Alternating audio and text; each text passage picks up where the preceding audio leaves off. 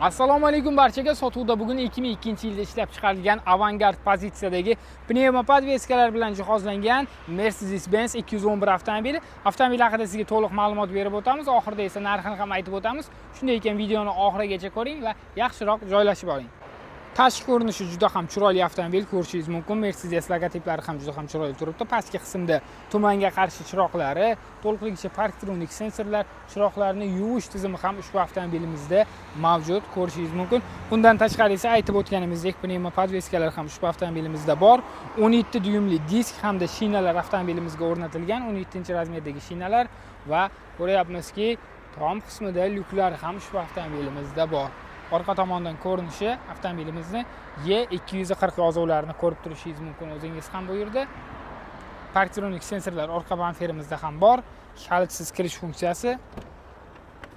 Ko'ryapsizki, o'rindiqlarda xotira, to'liqligicha elektron boshqaruv o'rindiqlar, hattoki bosh yonchiqlari ham elektron tarzda boshqariladi va ichki qismi avtomobilimizni ko'rishingiz mumkin. Iqlimni nazorat qilish. Mana bu yerda qancha masofa bosib o'tgani 177 ming yurgan avtomobil.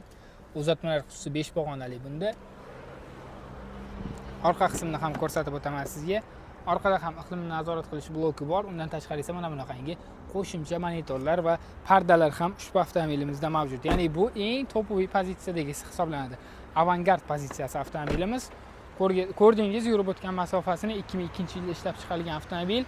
Bu 2.6 litrlik atmosferli dvigatel bilan jihozlangan, 177 ta ot kuchini beradi. 0 dan 100 gacha 9.1 soniyada qo'zg'aladi. Maksimal tezligi 233 km/soatni tashkil qiladi. Shahar ichida yoqilg'i sarfi ko'pi bilan 8 tagacha tashkil qiladi ushbu avtomobilimiz, ya'ni 8 litr yoqilg'i sarflaydi. Sifatli bo'lgan 95 markali benzinlardan foydalansangiz yaxshi bo'ladi. Aytib o'tganimdek, bu avtomobilda pnevmopod veskalar ham mavjud. Sizga shu avtomobil qiziq bo'layotgan bo'lsa, pastdagi raqamlarga aloqaga chiqing hamda to'liqroq ma'lumot olib xarid qilishingiz mumkin bo'ladi. Narxiga to'xtalib o'tadigan bo'lsak, ushbu avtomobilimiz 17.900 dollar deb baholangan. Xarid qilishga shoshiling. Ushbu avtomobil hozirgi kunda sotuvda mavjud. Va kanalimizga obuna bo'lib qo'yishni, video yoqqan bo'lsa like bosishni ham esdan chiqarmang. Sizga yana bundan da arzon bo'lgan avtomobillarni ko'rsatib borishga harakat qilamiz.